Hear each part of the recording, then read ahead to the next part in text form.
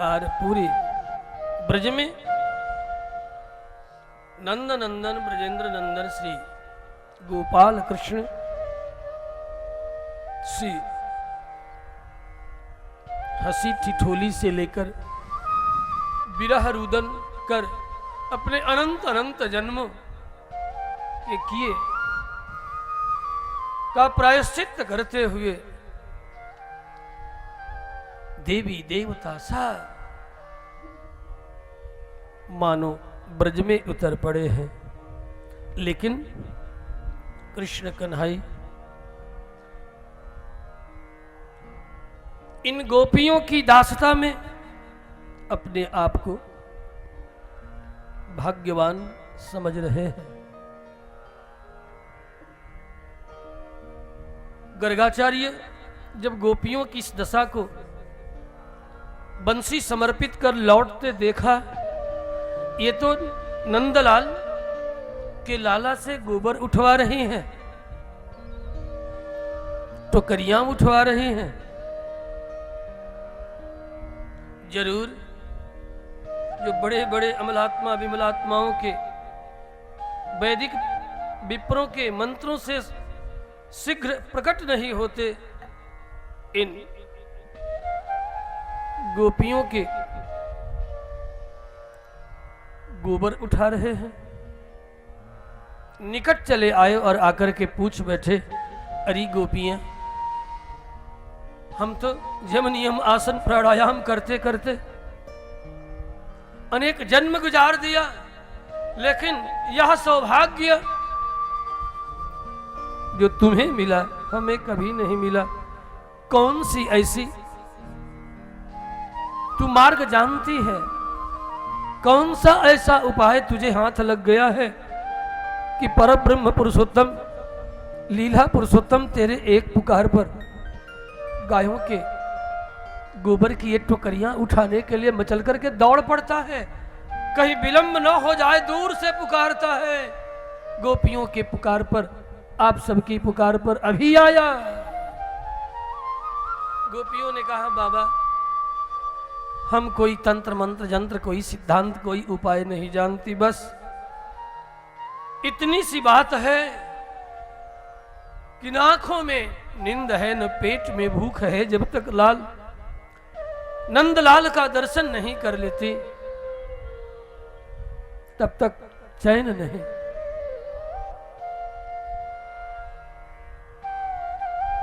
नहीं, तुम सब सच नहीं बोल रही हो।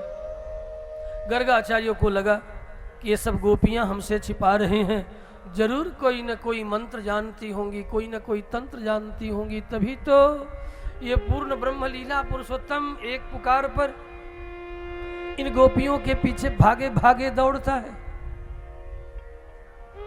बहुत अनुनय किया, विनय किया, मिनती की,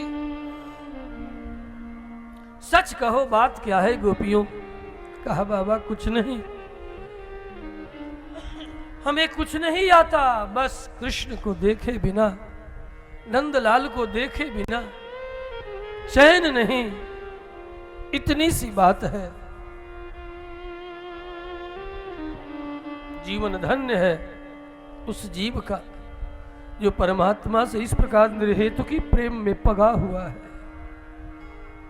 आ है तुक्के प्रतिहता, जिनके हृदय में निर्हेतु अप्रतिहत कभी नहीं घटने वाली भक्ति प्रेम जिनके हृदय में निवास करे, वह जीव धन्य है। अन्यथा मनुष्य का देवताओं का शरीर प्राप्त करके भी परमात्मा श्री हरि के चरणों के प्रति प्रेम न जन्म लिया तो सोचना सब बेकार गया। धन बल जन बल बाहुबल और रतन धन खान, ठाकुर श्री कृष्ण के चरणों की भक्ति यदि अप्रतिहत न मिले, जो कुछ भी करूं हे ठाकुर तेरी वंदना हो जाए। इस भाव से जो भरे हैं, उन्हीं का देवत्व, उन्हीं का मनुष्यत्व, उन्हीं का शरीर धारण करना सफल हुआ। अन्यथा उन जीवों को संत कवियों ने धिक्कारा है, धिक्कार है तुझे। भगवत प्रेम के बिना तू जी लेता है।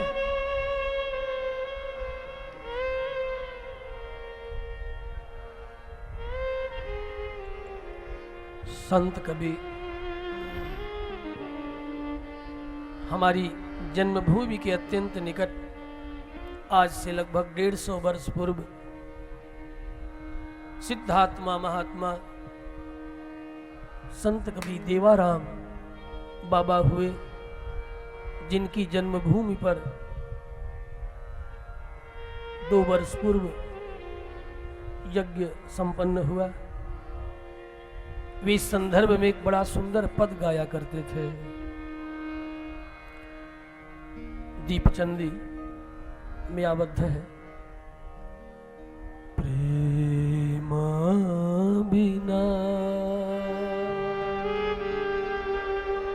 धिग जीवन जग में, प्रेम बिना धिग जीवन जग में, प्रेम बिना धिग जीवन जग में, प्रेम बिना धिग जीवन जग में, प्रेम बिना धिग जीवन जग में, प्रेम बिना धिग जीवन जग में, बिना धिग जीवन जग में,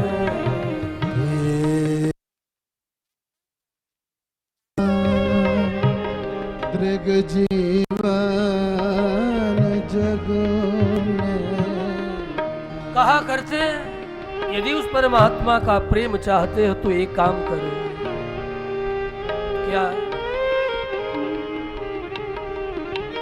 हरि गुण गावो सुरती लगावो, हरि गुण गावो सुरती लगावो, जैसे पपीहा रटत बन बन में, जैसे पपीहा रटत बन बन में, जैसे पपीहा रटत बन बन में, जैसे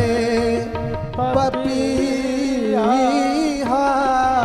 रटत बन बन में, प्रेम बिना धिग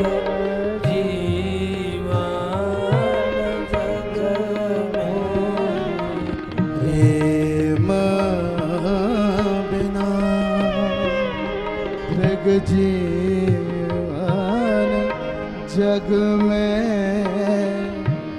प्रेम बिना धिग जीवन जग में, प्रेम बिना धिग जीवन जग में, प्रेम बिना धिग जीवन जग में, बिना धिग जीवन जग में, प्रेम बिना धिग जीवन जग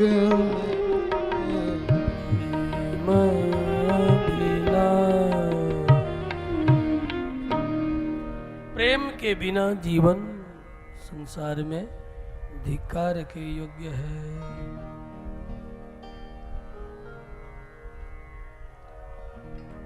परमात्मा ऐसा दयालु है कृष्ण,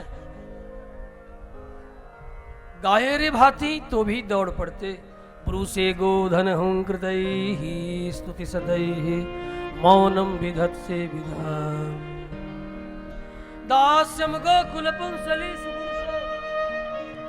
स्वाम्यम नदान्तात्मसु ज्ञातम कृष्ण तवान पंकज जुगम प्रेमाचलम मंजुलम गोपालाजिर कर्द में बिहर से विप्रा ध्वरे लज्ज से। ऐसा स्वभाव विप्र स्तुति सत के द्वारा आपका स्मरण करते हैं, फिर भी आप शीघ्र उनकी आंखों के सामने प्रत्यक्ष नहीं होते। लेकिन जो प्रेम से, निर्हेतुक प्रेम से, अप्रतिहत प्रेम से कभी न टूटने वाले, जिनके प्रत्येक ज्ञान कर्म इंद्रियों के द्वारा आपका ही स्मरण भजन चिंतन हो रहा है, वे जो कुछ भी करते हैं केवल और केवल आपकी प्रेरणा का यंत्र बन करके आपके ही निमित्त अपने समस्त ज्ञान कर्म इंद्रियों का परिवर्तन हो रहा है, ये मान करके सारा कृत्य आपके ही चरणों में जो समर्पित करते हैं और इस सेवा के इस बदले में, इस प्रेम के बदले में कुछ भी और नहीं चाहते। प्रेम के बदले में केवल और केवल प्रेम।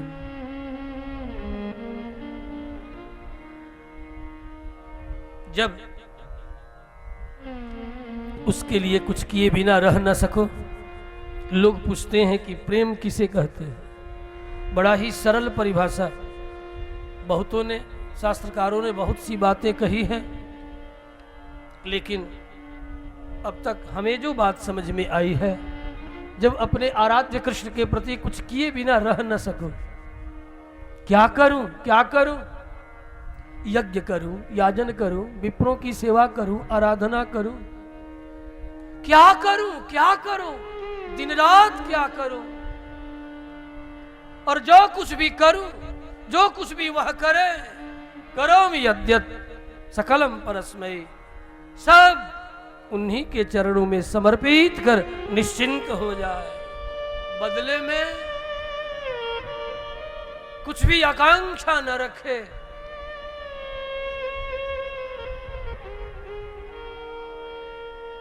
जब हृदय में क्या करूं की भावना जग जाए, एक कार्य होते ही विश्राम न पावे। राम काज कीन्हे बिनु मोहि कहां विश्राम।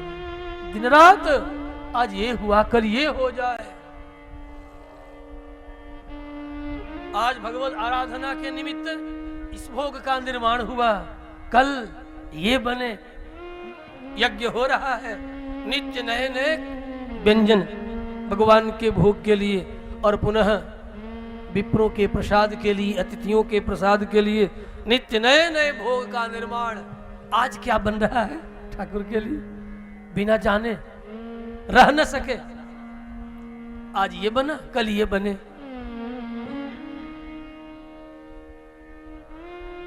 इस तरह भगवान को दिव्य अनंत अनेक व्यंजन का भोग और पुनः उनके भक्तों में बांट करके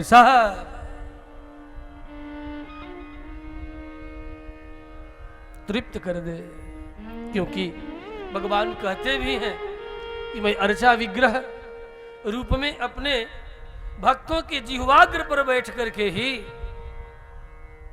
मैं भोग स्वीकार करता हूं। अहम वैष्णव जिह्वाग्रे स्नामि प्रयतात्मनः। अति सावधान होकर के मैं विप्र और वैष्णवों के जिह्वाग्र पर बैठ करके भोग स्वीकार करता हूं। इसलिए पूछ करके, क्यों आचार्य जी, क्यों महाराज जी, कल क्या बने? आज गोष्ठी में तो फुलहेरा बना था, जिलेबी तो परसों बन गई थी, सामोसा बन जाए, आज ये बन जाए, कल वो बन जाए। अच्छा, कल कचौरीपुरी का चला था गोष्ठी प्रसाद, नित्य नए नए भगवान को भोग, और वह भोग तब तक उसकी पूर्णता नहीं होती जब तक भगवान के भक्त, अतिथि, संत, विप्र उसे पा न ले, तब तक आराधना की पूर्णता नहीं होती। केवल थाल सजाकर और भगवान के सामने, अर्चा विग्रह के सामने रखकर और भोग लगा दिया, तुलसी छोड़ दिया, तो दियम वस्तु गोविंद तुभ्यमेव समर्पय, इतने से भगवान नहीं पाते। जब तक प्रेम पूर्वक संतों को बिठा के, अतिथियों को बिठाकर और यज्ञादि कृत्यों में समागत विप्रों को बिठा करके आदर पूर्वक, न तो हेलनया किंचित तनिक भी अपमान का, अवमानना की भावना नहीं। परमात्मा ने इस अतिथि को, इस अतिथि के माध्यम से हमारी सेवा स्वीकार करने के लिए भेजा है।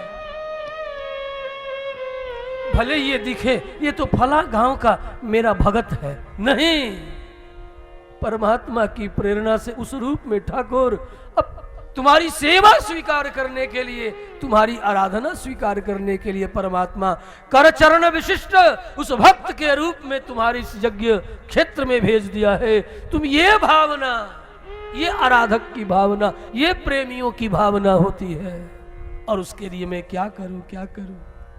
ये भक्त आए हैं, काश एक रात्रि मेरे ही दरवाजा पर ठहर जाते। ये सन्यासी महात्मा तो किसी के द्वार पर जाता नहीं, ये अतिथि ही मेरे द्वार पर आकर के 2-4 दिन निवास कर जाते। इस यज्ञ के बहाने ये सोचना, ये संत, ये अतिथि, ये विप्र, इन्हीं रूपों में भगवान यहां आकर के आराधना स्वीकार कर रहे हैं।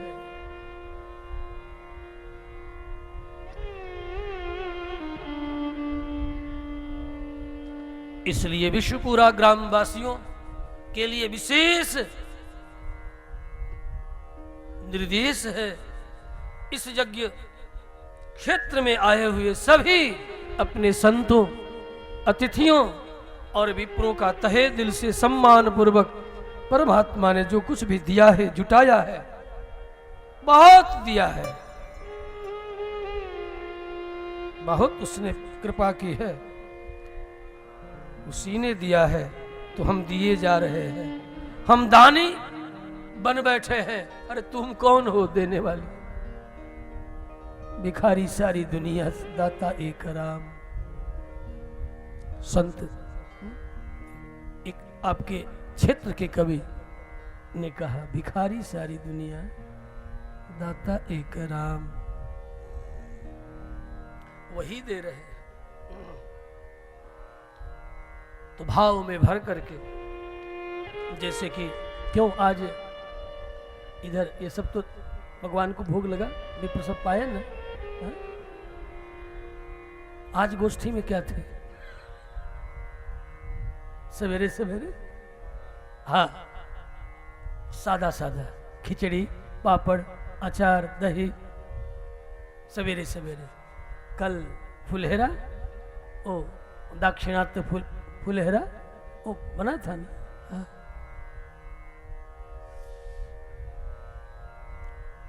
आप सबके बीच में किसी किसी दिन उलझा रह जाता हूँ, इसलिए भगवान का क्या भोग वहाँ तैयार हो रहा है, वैसे मैं चाहता हूँ कि जाकर के देखा हूँ अपने हाथों से कम कुछ एक लोगों को परस दूं, क्योंकि मुझे मेरे अंतर हृदय में यही भावना है, किसी रूप में परमात्मा आराधना स्वीकार कर रहा है। इस यज्ञ क्षेत्र के समस्त भक्तजनों के द्वारा की जा रही आराधना को श्री यज्ञ नारायण भगवान की जय हो। इस प्रकार भावों से जो भरा हुआ भक्त है, यही तो गोपी भाव, गोप भाव है। कुछ किए बिना रहा न जाए, श्री कृष्ण मोहन जी कुछ किए बिना जब रह न सके, श्री मुरारी पांडे जी हमारे गोह चातुर्मास्य के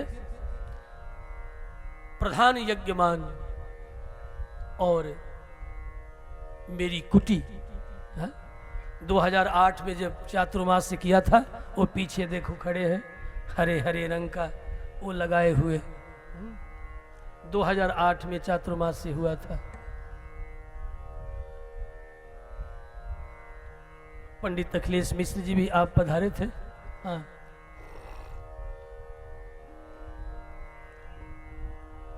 बड़े भाव से, और मैं इनका उदाहरण देता हूं, आप जरा खड़े हो जाइए। ये प्रशस्ति के लिए नहीं कह रहा। 12 वर्ष विवाह के बाद पुत्रहीन थे। आगे आइए, मंच पर आइए, आगे आइए। ये वही व्यक्ति हैं जिनका मैं उदाहरण देता हूं। इनका नाम कृष्ण मुरारी पांडे है। विवाह से 12 या 14 वर्ष तक पुत्रहीन थे। प्रमाण के रूप में आपको प्रस्तुत कर रहा हूं, और पूरा नगरवासी गोह औरंगाबाद इस बात को जानता है। यज्ञ नारायण भगवान की कैसी कृपा होती है। 2 भाई, दोनों भाई संतानहीन, एक को केवल एक पुत्री थी, इनको कुछ भी नहीं था। 2008, आओ इन्हें आप ठीक से देख लें। साक्षात यज्ञ नारायण भगवान की कृपा, जहां कहीं मैं जाता हूं इनका स्मरण करता हूं।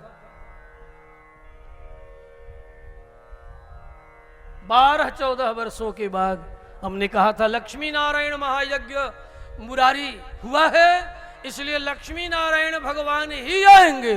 कहा स्वामी जी पहले कौन आएंगे? हमने कहा देखो, जस्य गृहे टका नास्ति हा टका टक टकायते, टका धर्म टका कर्म टका ही परमम तपः।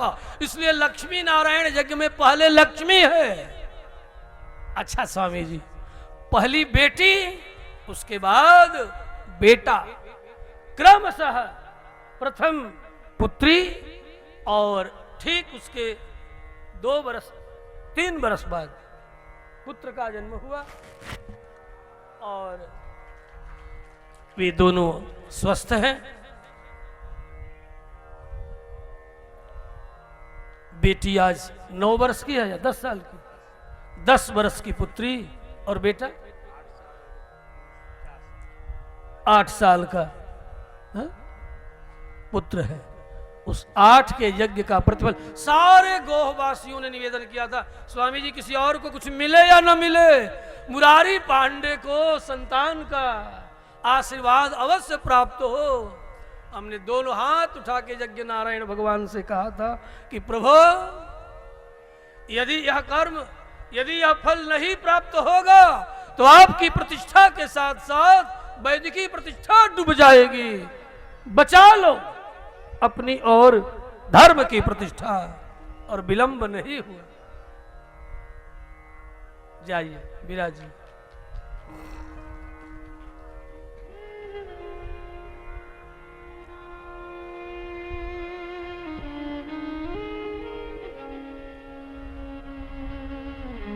ये कोई इस विष्णुपुर का ये कोई नया चातुर्मास व्रत नहीं हो रहा है। विगत पूज्य गुरुदेव के परम पद के पश्चात ठीक 3रे वर्ष से चातुर्मास्य व्रतानुष्ठान प्रत्येक वर्ष एक अवश्य, क्योंकि वर्ष में एक चातुर्मास्य ही आता है जिसे चातुर्मास्य के नाम से स्मरण किया जाता है। प्रावृत चातुर्मास्य यतियों के लिए वह दुर्दिन होता है। एक स्थल पर निवास करते और जमनियम आसन प्राणायाम इत्यादि का अभ्यास करते हैं, भगवत भजन स्मरण चिंतन करते हैं। विष्णुपुर ग्राम वासियों को यह सौभाग्य इस वर्ष आनंद नामक संवत्सर में प्राप्त हुआ है। निश्चय ही परमात्मा की निर्हेतु की कृपा का ही यह प्रतिफल है। भगवान तो अकारण ही कृपालु दयालु है। बस हमारे हृदय में गोप और गोपियों की भावना केवल जागृत हो जाए, वो तो मारने की इच्छा रखने वाले को भी तारता है। गर्गाचार्य इन गोपियों के प्रेम परवश परमात्मा को इस तरह भागते हुए जब गोबर उठाते हुए देखा तो रहा न गया, शंका हो गई, पूछ बैठे, विश्वास नहीं हो रहा है गोपियों कि तुम सब कोई तंत्र मंत्र जंत्र नहीं जानती, जरूर कुछ जानती है। रोती हुई गोपियों ने कहा, बाबा ठीक कह रही है, हम कुछ नहीं जानती। परीक्षा के लिए पूछ बैठे तो ठीक है, एक बात बता, तुम्हारा दाहिना हाथ कौन है? इसी से पता चल जाएगा ये समझदार है कि भोरी है। गोपियों ने कहा, बाबा ये तो पता नहीं दाहिना हाथ कौन है। अच्छा सच नहीं जानती दाहिना हाथ कौन है? कहा नहीं। और बायां हाथ? का जब दाहिना नहीं जानती तो बायां कहां से जानेंगी? सचमुच में तुझे दाहिना बायां हाथ का कोई ज्ञान नहीं? का सच कह रही है। दाहिना कौन हाथ है? हाँ ये हाथ है, हम जानती हैं, इसको हाथ कहते हैं, ये हाथ कहलाता। इसमें दाहिना कौन है और बायां कौन है? अच्छा एक बात और कहूं, मैं लेफ्टी हूं, मेरा बायां हाथ ज्यादा चलता है और मुझे इस शरीर में रहते हुए आए दिन भ्रम होता है कि मेरा दाहिना हाथ कौन है, मेरा बायां हाथ कौन है। मैं बायां को ही दाहिना समझ बैठता हूं। हाँ ये बायां बहुत चलता है तो मुझे बार बार भ्रम होता है, क्योंकि दुनिया में चारों तरफ देखता हूं कि दाहिना हाथ सबका चल रहा है, तो मेरा जब बायां हाथ चलता है तो मैं इसी को मैं दाहिना हाथ समझ बैठता हूं। और बाद में बहुत बुद्धिपूर्वक जब स्मरण करता हूं तब मुझे स्मरण नहीं, मैं तो लेफ्टी हूं और ये मेरा बायां हाथ है। मैं अपने जीवन की बात बता रहा हूं। अधिक चलने के कारण गोपियों ने कहा, बाबा पता नहीं, हाथ पूछते हो तो बस ये हाथ है, कौन दाहिना कौन बायां, नेक ज्ञान नहीं है हमें। धन्य हो गोपियों, धन्य हो।